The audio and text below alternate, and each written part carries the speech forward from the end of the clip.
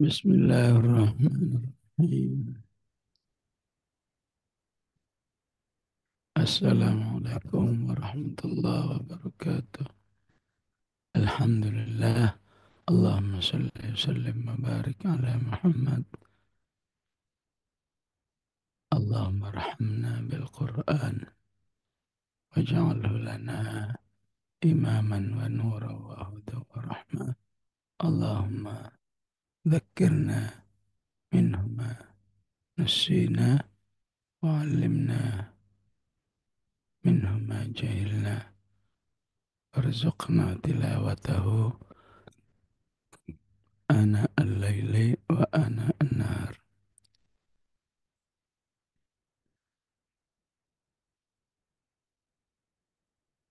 Sebelumnya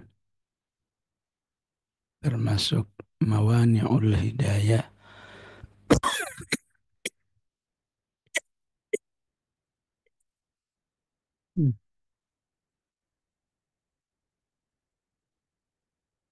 tercegahnya hidayah,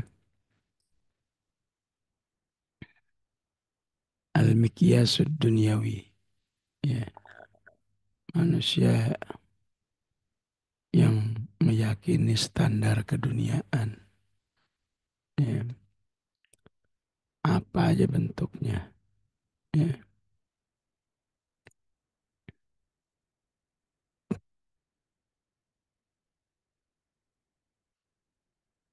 manusia yang paling beruntung. Kalau yang paling kaya, manusia paling beruntung. Kalau punya jabatan, manusia yang paling beruntung. Kalau yang paling ganteng, paling cantik, paling sehat. Tapi kalau kesolihan, ya nggak dianggap sebagai keuntungan. Ya, persepsi seperti ini akan menjadi penghalang hidayah. Ya, eh, semoga ibu-ibu masih ingat waktu kita belajar Ar-Rahman. Ya, di surat Ar-Rahman ketika bicara masalah nikmat, Allah memakai ala. Ya, fabi ayyi ala'i rabbikuma tukadziban. Tapi di Luqman menggunakan ni'am. Alam tarau annallaha sakhara lakum ma fis samawati wa ma fil ardi wa asbagha alaikum ni'amahu zahiratan wa batinah. Ya, ya, sebetulnya secara bahasa sama, tapi dalam penggunaan Al-Quran ala untuk nikmat-nikmat yang sifatnya materi. Ya, fokusnya nikmat materi yang sehat, yang kaya, yang punya properti ini itu, punya emas, punya deposito, itu disebut ala. Ya. Sedangkan ni'am untuk nikmat-nikmat yang sifatnya hidayah. Jadi muslimah, mau berhijab, mau sholat malam, mau sholat berjamaah. Jadi karena di Al-Luqman ada zahiratan wa batinah, maka Allah menggunakan kata ni'am. Wa asbagha alaikum ni'amahu zahiratan wa batinah. Pembedaan seperti ini agar manusia bisa menyadari standar nikmat kehidupan. Jangan sampai standar nikmat kehidupan itu hanya kepada masalah materi. Ya, sehingga ketika melihat orang lain unggul dalam keimanan, itu menganggap bukan nikmat. Ya. Ada yang unggul tilawahnya bahkan sampai hafal, dianggap biasa aja. Ada yang rajin infaknya biasa aja. Ya. Karena yang dia tahu nikmat itu hanya kalau hal-hal yang sifat keduniaan. Nah, orang dengan standar begini tentu tidak akan memiliki apa yang disebut dalam hadis la hasada illa fitnataini. Ya, tidak punya yang disebut dengan ghibthah. Ya, menginginkan nikmat-nikmat yang sifatnya hidayah. Yang kemudian dicontohkan adalah kemampuan beral-Quran dan rajin berinfak. Ada manusia yang cuma unggul Qurannya, ada yang cuma unggul di infaknya. Ada yang dua-duanya. Para sahabat Abdurrahman bin Auf unggul dua-duanya. Eh, apa berprestasi dalam Qurannya, berprestasi dalam infaknya. Ya. Nah, mereka yang mau menerima bahwa nikmat itu harus ada yang ala, ada yang ni'am. Maka insya Allah ya dambaannya yang kuat ketika terkait dengan nilai-nilai hidayah. Karena hal-hal yang sifatnya ala boleh ada, boleh enggak. Ya. Enggak semua sahabat seperti Uthman bin Affan, enggak semua sahabat seperti Abdurrahman bin Auf. Tapi semua sahabat adalah orang-orang yang ahlul ibadah, ahlul dakwah, ahlul jihad. Ya. Mereka yang standarnya hanya nikmat itu hanya urusan dunia, mereka mengatakan laukana khairam ma sabaquna ilaih. Ya, ini sebuah bukti ketidaktertarikan terhadap nilai-nilai hidayah tingkat tinggi. Ya,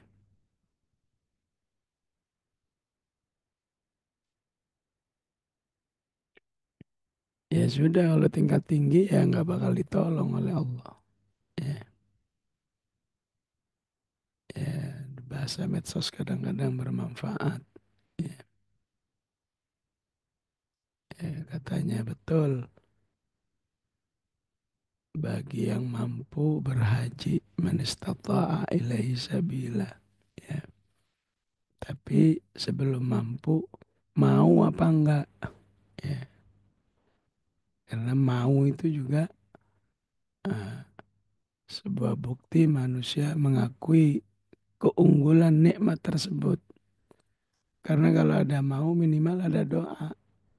Ya Allah, takdirkan aku di 2026, 2027 bisa berhaji. Ya, jadi ada doa, ada nabung. Ya, nabung untuk haji. Ya, Masya Allah ada sebagian jamaah yang ya anak-anaknya masih SD udah didaftarin haji. Ya, karena ya dia tahu nggak bakalan 5 tahun, 10 tahun kan masih bisa 20 tahun ke depan. Itu bukti pentingnya di dalam nilai-nilai hidayah itu ada mau, ingin, penasaran. Nah, itu termasuk yang akan menghasilkan pertolongan Allah. Mereka yang mengatakan, laukana khairan ma sabaquna ilaih. Kalau saja jadi muslim itu sebuah kenikmatan, keunggulan. Kitalah yang duluan jadi muslim. Ya, buktinya kita nggak tertarik sama Islam. Ya. Jadi nggak tertarik sama hidayah, bangga itu menjadi penghalang hidayah yang luar biasa. Ya. Dan puncaknya sudah nggak tertarik, kemudian melecehkan nilai-nilai hidayah itu. Ya. Orang-orang yang sudah beriman dari kalangan bawah ya, Bilal, Suhaib, ya, Ammar bin Yasir, jadi kalangan bawah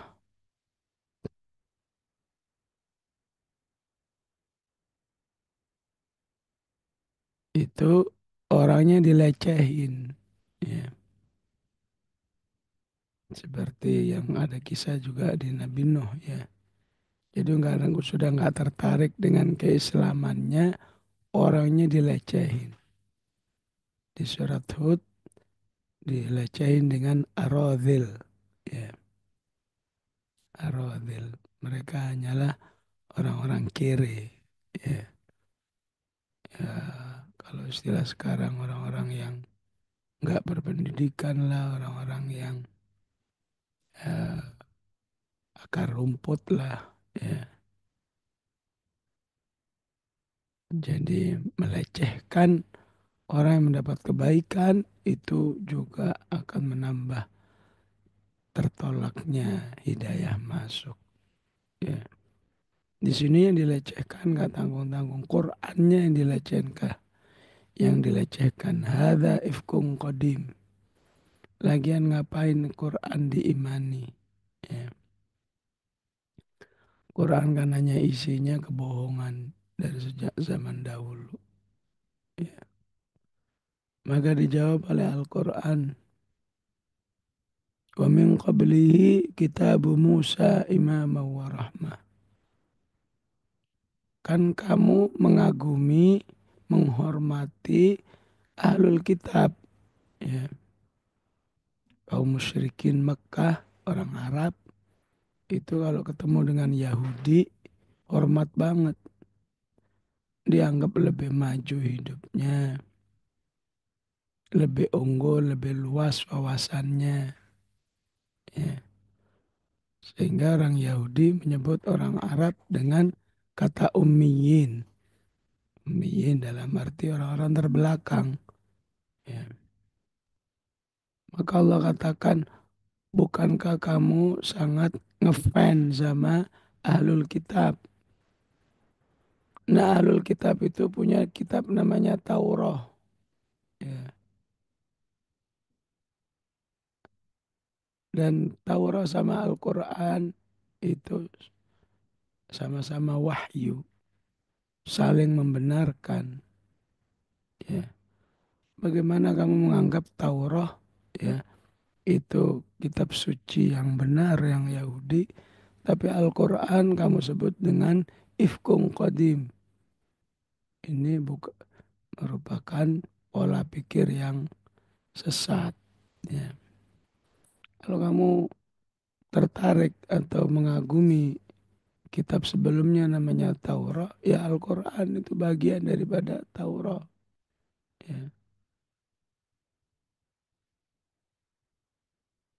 Walaupun Allah tidak menyebut dengan kitab istilah Taurat, kitab Musa, ya. Wahyu yang Allah berikan kepada Musa. Supaya apa? Supaya lebih terkesan makna keasliannya. Ya. Walaupun bisa aja ya, min qablihi kitab Taurah. Ya Taurat ada yang asli, ada yang sudah dipalsukan. Tapi dengan istilah kitab Musa, itu yang Taurat yang masih orsinil.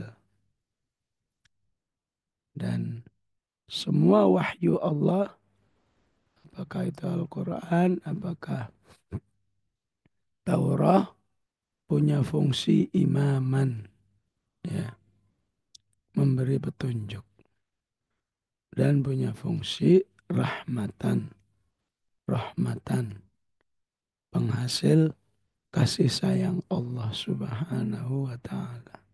Ya. Inilah yang kita khawatirkan kalau, ya, manusia itu jauh dari Al-Quran. Jadi nggak punya imam, nggak punya sumber rahmah. Bagaimana bisa hidup? Ya, maka semangat kita beral-Quran agar kita punya imaman, ya, dan punya rahmah. Ya.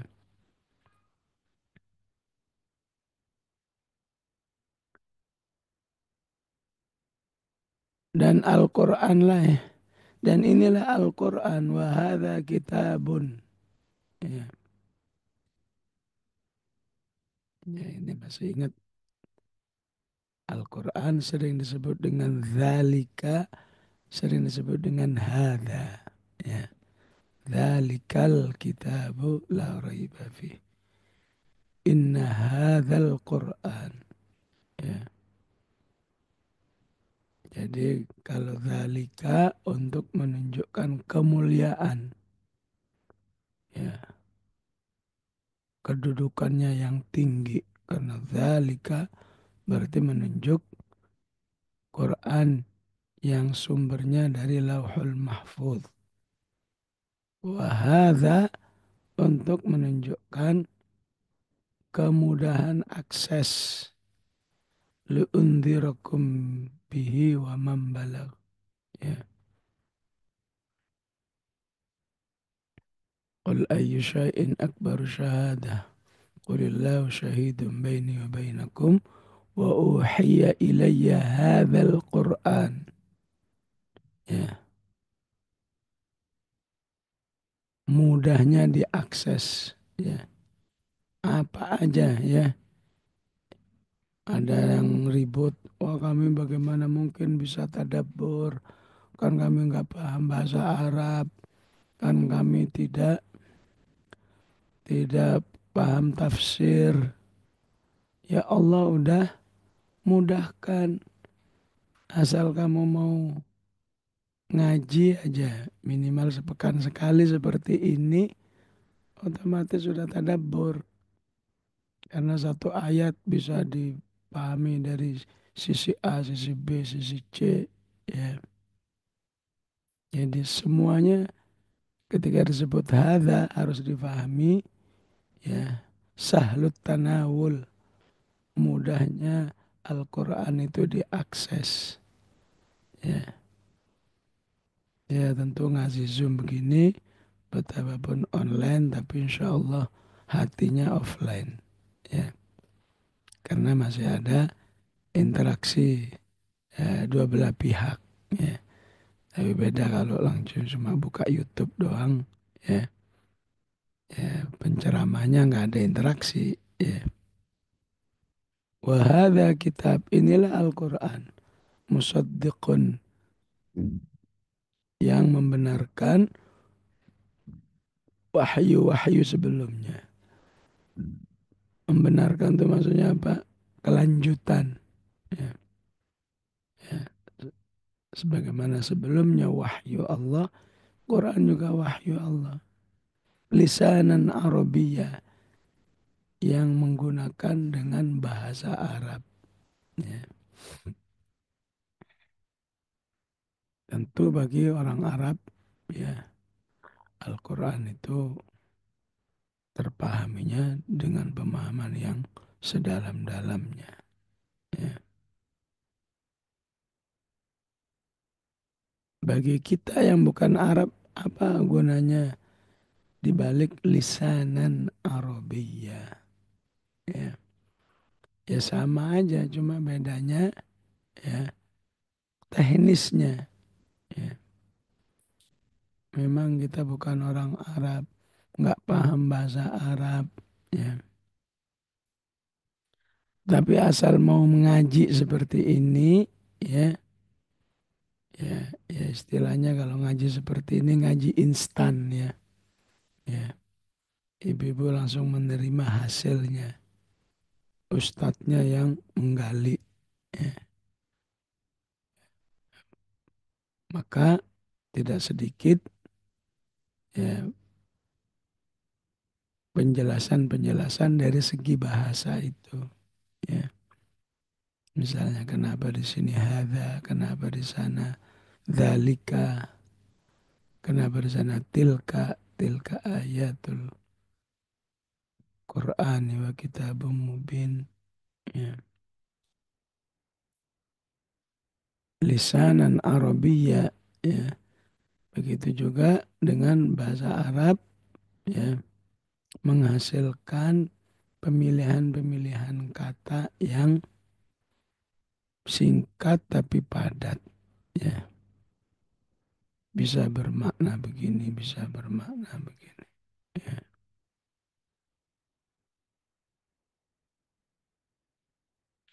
Liyundhiral ladzina zalamu ya, agar berfungsi sebagai peringatan bagi orang-orang yang menyimpang hidupnya. Wa busyra lil muhsinin ya, dan menjadi kabar gembira bagi muhsinin ya. Secara umum muhsinin selalu memiliki dua pendekatan ya. Disebut muhsinin orang yang sudah betul-betul beriman kepada Allah. Sebagaimana dalam hadis Umar di Arba'in An-Nawawiyah disebut ihsan apabila manusia itu merasa dekat dengan Allah. Imma dirinya merasa melihat Allah atau Allah dia rasakan selalu memperhatikan dirinya. Disebut muhsinin orang yang selalu berbuat baik kepada orang lain. Ya. Dan khususnya di Al-Ahqaf ini muhsininnya khususnya orang-orang yang berbuat baik kepada kedua orang tuanya. Ya. Maka muhsinin itu salah satu pintu gerbang bagi orang yang ingin merasakan Al-Quran sebagai busyra. Ya, ya. Bahwa Al-Quran sebagai busyra disebut di surat An-Naml, disebut juga surat Luqman. Ya, disebut juga di surat An-Nahl. Ya, disebut di Al-Baqarah. Ya. Maka di Al-Ahqaf juga ditambahkan fungsi Al-Quran busyra. Ya, ya. Ini busyra kabar gembira.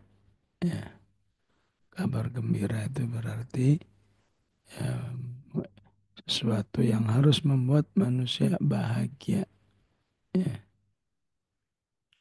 Maka ketika hati ini belum bahagia dengan Al-Quran, ya cobalah perbanyak istighfar, perbanyak tasbih, ya. Coba lagi, jangan berhenti. Ya.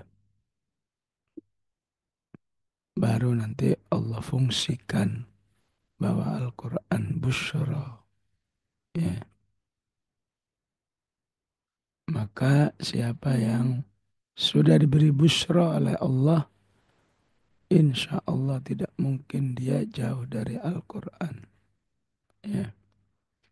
Karena setiap ayat yang dia baca membuat dia bahagia. Setiap ayat yang dia dengar penjelasannya, dia bahagia.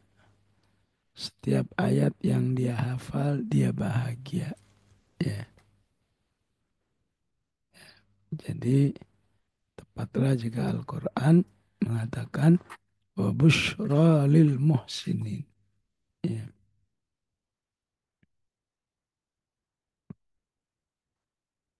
Oleh karena itu penting ya, berdoa ya, atau salah satu doa kita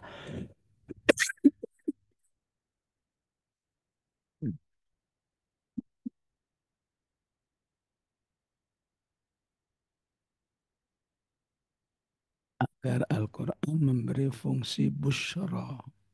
Ya, walaupun kalimat yang digunakan dari Rasulullah dengan kata Rabi'. Ya, ya. As'aluka anta ja'alal Qur'ana Rabi'a qalbi. Salah satu kandungan makna di balik Rabi'a qalbi adalah kebahagiaan. Ya.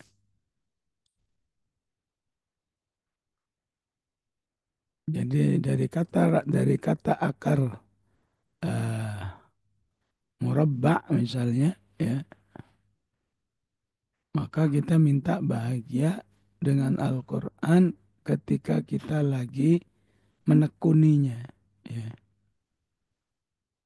Duduk tilawah, duduk murajaah, lagi duduk tadabbur, lagi duduk belajar tafsir. Itu insya Allah kalau diberikan dampak bahagia oleh Allah, maka manusia tidak akan berhenti terus mendekatkan diri dengan Al-Quran. Ya. Robi juga berarti musim semi. Ya. Dan musim semi adalah musim yang paling disukai oleh umat manusia. Ya. Di musim semi membuat manusia busyra. Ya.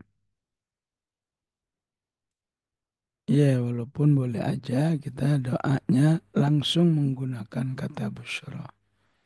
Ya Allah, jadikan Al-Quran busyra dalam hidup saya. Ya.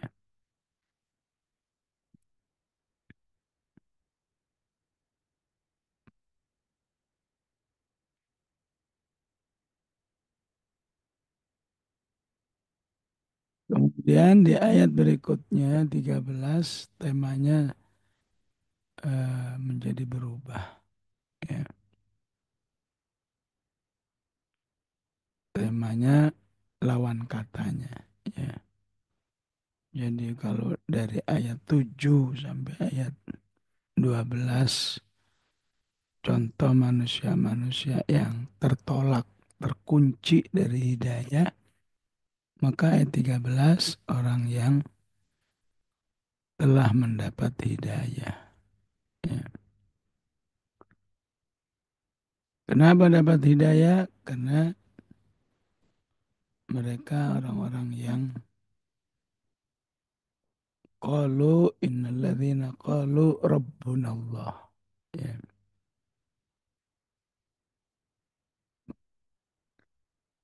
Tuhan kami adalah Allah. Ya,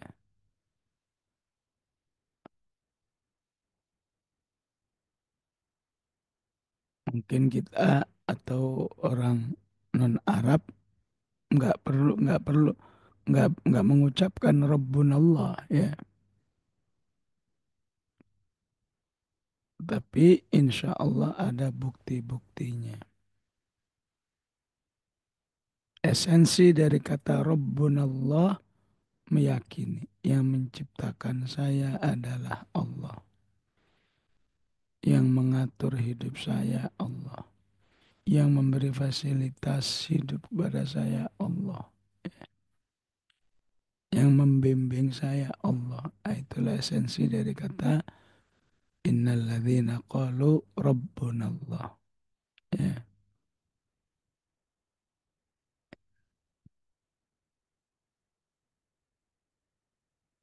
Jadi rabbunallah dengan ilahunallah sama. Cuma beda beda penyikapan. Ya. Wa ilahukum ilahu wahid. Kata ilah memberi makna siap dengan konsekuensi aksinya. Siap beribadah, siap tunduk, siap taat, siap takut. Ya. Walaupun dua-duanya ini satu ya yang nggak bisa dipisahkan. Rabbunallah wa ilahunallah. Ya.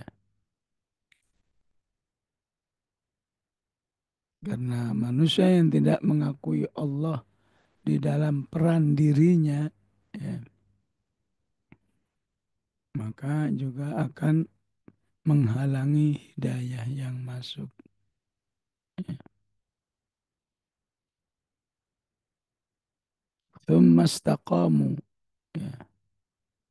Kata thumma menunjukkan adanya proses. Proses Rabbunallah adalah belajar, ya, agar Rabbunallah itu betul-betul mewarnai diri kita. Harus manusia mau menggali ilmu di balik Rabbunallah. Dan ilmu sebaik-baik ilmu untuk membuat makna Rabbunallah itu betul-betul luas sekali adalah mengkaji Al-Quran. Ya, tadabbur Al-Quran, belajar tafsir Al-Quran, itu akan betul-betul membuat manusia Rabbunallah. Ya, Rabbunallahnya di dalam segala kondisi. Wa iyamsaskallahu bidurrin fala kashifa lahu illahu. Ya, saat hidupnya pahit, dia yakin hanya Allah yang akan bisa mengangkat kehidupan kepahit ini. Wa yuridka bi khairin fala radda li fadlih. Kalau dia lagi mendapat hidup enak, dia yakin nggak ada yang akan bisa merebut kenikmatan hidupnya. Nah ini harus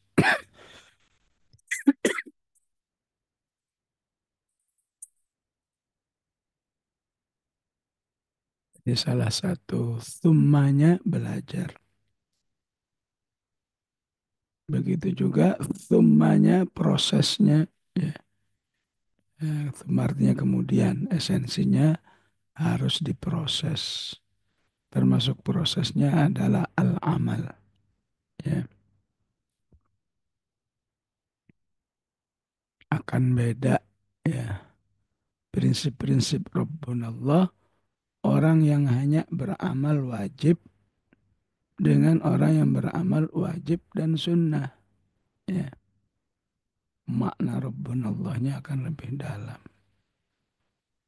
Ya, apalagi ya menjadi orang yang muf'alul khair.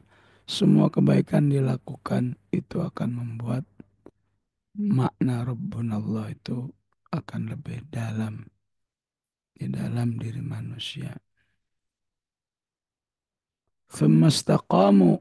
Kemudian manusia itu ya apa istilahnya ajak, ya ajak di dalam kebaikan itu, ya sholat wajib ya sampai akhir hayatnya sholat wajib, sholat sunat ya sampai akhir hayatnya sholat sunat, ya walaupun kalau dia sakit dan bepergian, andai kata ditinggalkan pahalanya masih mengalir, ya makanya penting kalau saat sehat, saat nggak bepergian yang maksimal beramal. Sehingga kalau sakit bepergian, walaupun ditinggalkan amal itu tetap mengalir pahalanya. Idza maridal abdu idza maridal abdu aw safara kutiba lahu ma kana muqiman sahiha. Apabila manusia itu sakit atau bergian sehingga dia meninggalkan amal-amal solehnya, maka Allah terus mencatat pahala-pahala amal itu yang dilakukan saat dia tidak bepergian dan saat dia sehat. Ya. Jadi bagi yang sakit, ya insya Allah tidak disebut tidak istakomu ya. Ya, ya, walaupun yang penting tetap dalam usaha ya, nggak mudah menyerah ya. Termasuk dalam hal ini ibu-ibu yang punya balita ya, kan repotnya itu luar biasa ya. Sebelum punya balita, rajin dalam amal solehnya. Begitu punya balita, berkurang. Insya Allah tidak termasuk yang tidak istaqom. Ya. Yang penting terus niat, ya, terus berusaha. Karena anaknya suatu saat pasti menjadi besar juga. Yang sekarang balita suatu saat 5 tahun, 7 tahun, udah bisa mandiri, ya, maka dia akan kembali istakomu. Ya, ya ada. Ya, Masya Allah sebagian ummahat kita, ya, ya saat gadis menghafal Quran, saat menjadi ibu rumah tangga,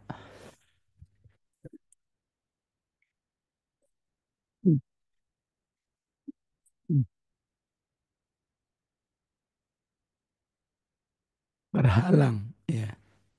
Tapi dia nggak putus asa, ya. Nggak apa-apa, nggak bisa menghafal banyak-banyak. Karena ada balita cuma bisa menghafal 1 ayat, 2 ayat. Begitu anaknya sudah besar, ya, maka kembali Allah memberikan energi yang besar untuk menghafal secara normal. Ya. Itulah pentingnya istaqom. Ya. Tidak pernah terlintas untuk resign dalam beramal. Ya. Dan perlu kita ketahui bahwa doa Rabbana la tuzigh qulubana, ya, aslinya adalah doa supaya istiqomah. Ya. Karena ayat sebelumnya mengatakan huwallazi anzala 'alaikal kitaba minhu ayatum muhkamat, ya, itu menjelaskan yang sudah bersama Al-Quran saja masih bisa terjerumus dalam fitnah. Dan fitnah dalam kehidupan ini antara dua hal atau dua-duanya. Fitnatus syubuhat wa fitnatus syahawat. Ya. Kalau kita belajar sejarah Ali bin Abi Thalib dibunuh oleh manusia namanya Abdurrahman bin Muljam. Abdurrahman bin Muljam ini, ya, istilah sekarang itu udah ahlul Quran tingkat tinggi. Ya. Jangan ditanya hafalannya, tafsirnya, ibadahnya. Kok bisa dia membunuh? Ya. Itu contoh manusia yang tidak istiqomah.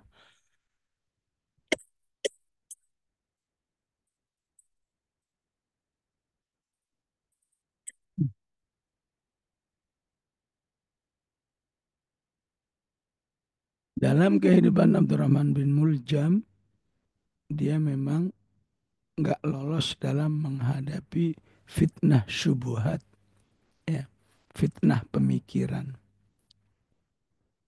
Pemikirannya apa?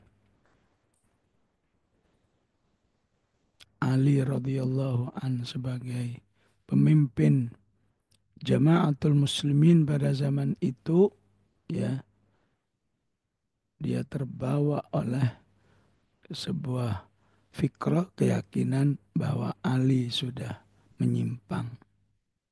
Ya. akhirnya dia keluar bersama orang-orang yang mengalami penyimpangan pemikiran. Ya.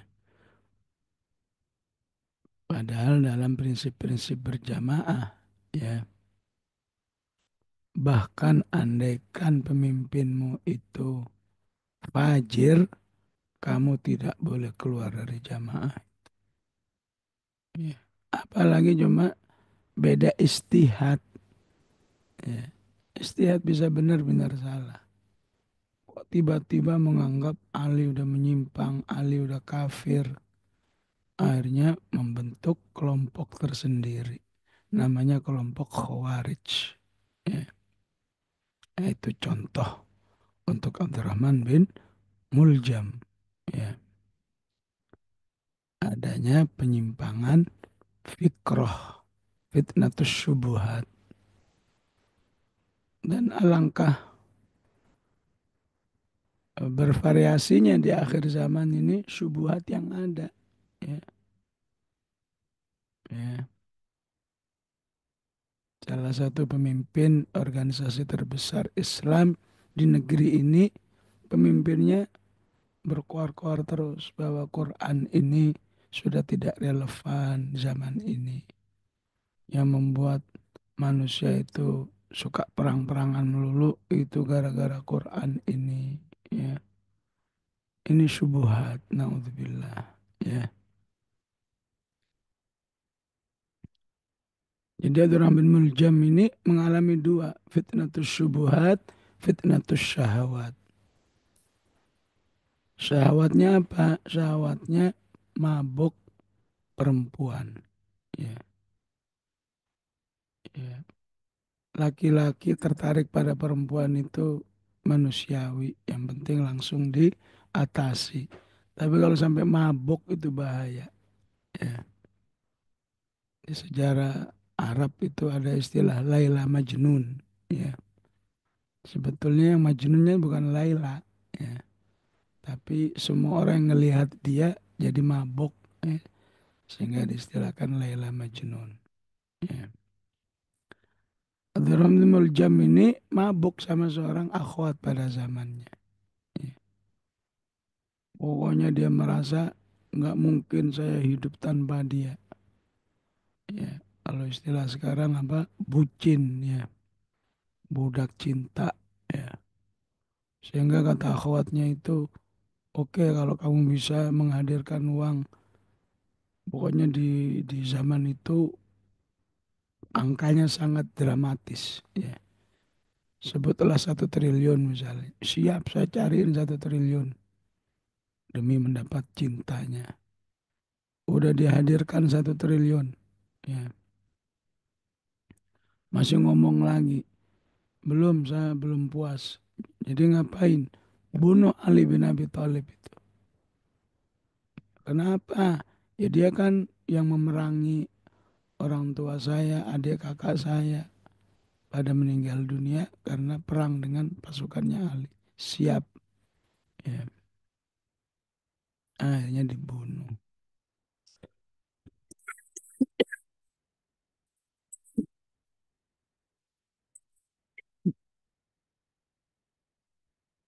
Di dalam konteks seperti ini, eh, Rabbana la tuzigh qulubana itu doa untuk orang-orang yang sudah berusaha bersama Al-Quran. Ya. Gimana yang jauh dari Al-Quran? Yang sudah berusaha bersama Al-Quran saja masih terancam oleh sebuah kondisi yang disebut dengan فَأَمَّا الَّذِينَ فِي قُلُوبِهِمْ زَيْغٌ فَيَتَّبِعُونَ مَا تَشَابَهَ. Ya udah kata Allah, ini sering-sering minta tolong ya sama saya ya. Rabbana la tuzigh qulubana ba'da idh hadaitana wa hab lana min ladunka rahmah innaka antal wahhab. Ya. Maka bagi orang yang qalu rabbuna Allah thumma istaqamu, dijamin hidupnya tidak ada rasa takut alias aman. Walahum yahzanun, tidak ada rasa sedih alias bahagia. Ya.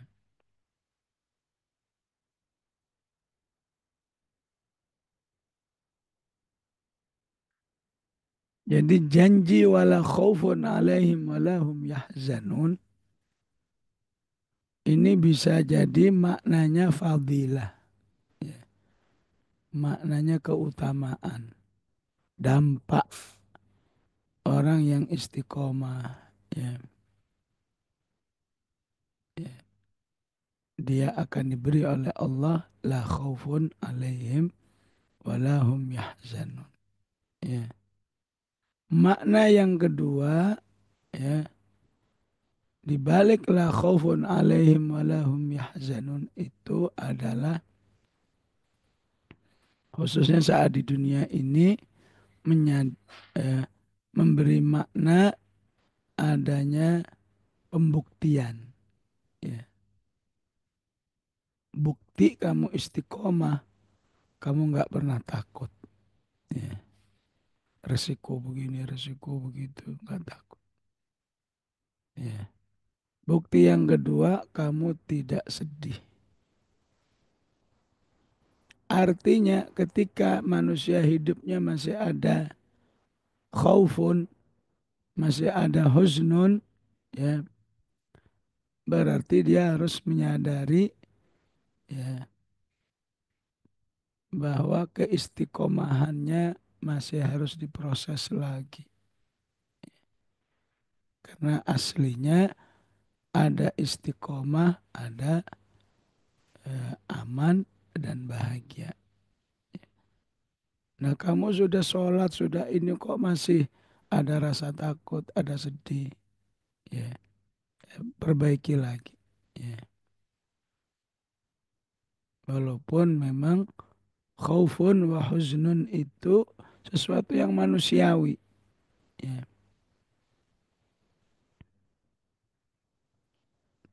Tapi buk, tapi kalau bisa diselesaikan dengan kembali kepada Allah, berarti kamu memang istiqomah. Ya. Tapi kalau tidak bisa diselesaikan dengan zikir, dengan sholat, dengan doa, dengan Al-Quran, wah berarti kamu istiqomahnya harus diperbaiki lagi. Tambah lagi ilmunya, tambah lagi amal-amal solehnya. Ya. Jadi bisa bermakna fadilah, bisa bermakna apa eh, penilaian, ya, mikias, ya, pembuktian. Ya. Di ayat ini kemudian ditutup dengan ulaika ashabul jannati khalidina fiha jaza'an bima kanu ya'malun. Ya. Mereka adalah ahlu surga yang kekal di dalamnya, ya, sebagai dampak amal-amal soleh yang dilakukan.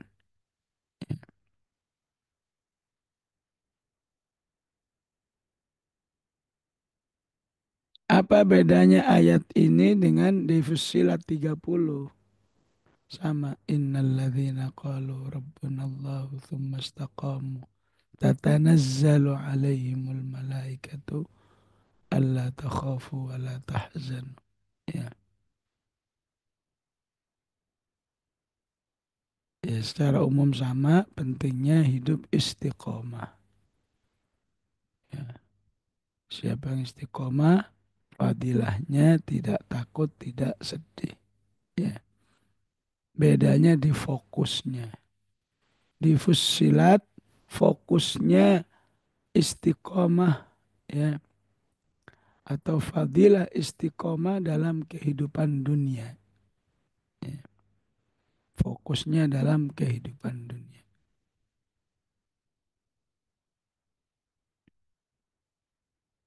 Sehingga tatanazzalu alaihimul malaikatu alla takhafu wa la tahzanu, itu terjadi saat manusia sakaratul maut. Ya. Sedangkan di Al-Ahqaf, ya, ya, fungsi pentingnya istiqomah atau fadilah istiqomah di akhirat, ya, yaitu yang disebut dengan khususus sabab. Ya. Adapun umumul lafzi, pemahaman umumnya ya sama aja. Ya. Ataupun eh, antara Fussilat dan Al-Ahqaf ini harus bisa dipahami, ya, apa eh, dipahami tafsir Al-Quran bil Quran, ya. Yang di Fussilat diperjelas dengan Al-Ahqaf, yang Al-Ahqaf harus diperjelas, ya, dengan Fussilat. Ya.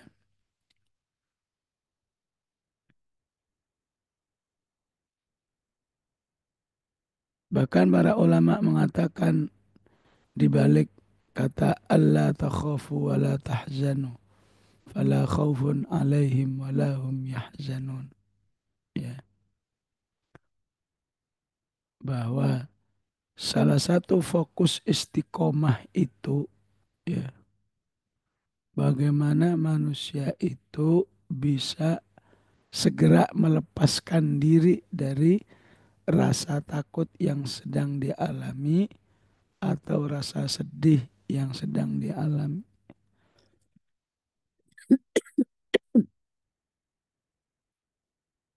Jadi setiap perasaan itu bergelayut dalam diri orang beriman, maka penting manusia itu segera mengatasinya. Jangan larut dalam rasa takut, jangan larut dalam rasa sedih. Ya. Karena bagaimana mungkin kamu larut dalam kedua hal itu, ya, padahal kamu sudah menyatakan Rabbunallahu thumma istaqamu. Ya. Termasuk keyakinan manusia yang Rabbunallahu thumma istaqamu adalah Allahus Samad. Ya. Allah itu adalah segala-galanya bagi saya. Ya. Hasbiyallahu la ilaha illahu. Allah itu lebih dari cukup atas segala-galanya. Ya. Bagaimana mungkin kamu masih merasa takut dan sedih? Ya. Sehingga dua hal ini dalam Al-Quran selalu atau umumnya dengan kata larangan. Ya. Ya. Jangan biarkan rasa takut, sedih bergelayut kepadamu. Betapapun hidupmu aslinya memang memicu rasa takut dan sedih. Ya. Kalau wanita mana ketika mengalami seperti ibunya Nabi Musa, tidak takut dan sedih. Tapi Allah katakan kepada ibu Nabi Musa, jangan takut, jangan sedih. Wa awhayna ila ummi Musa an ardi'ih fa idza khifti alaihi fa alqihi fil yammi wa la takhafi wa la tahzani. Ya, ya, sebagian ada yang mengatakan memang yang biasa mengalami takut dan sedih wanita. Ya. Tapi jika wanita itu bisa mengatasinya, maka akan menjadi keunggulan bagi dirinya. Ya. Panadaha Maryam ketika mengalami proses kontraksi kelahirannya, panadaha min tahtiha alla tahzani qad ja'ala rabbuki tahtaki sariyya. Ya. yang namanya dakwah itu nggak mungkin nggak ada sedihnya. Tapi Rasulullah itu berulang-ulang diingetin, jangan sedih, jangan sedih. Fala yahzunka qawluhum inna na'lamu ma yusirruna wa ma yu'linun. Wala yahzunka ya.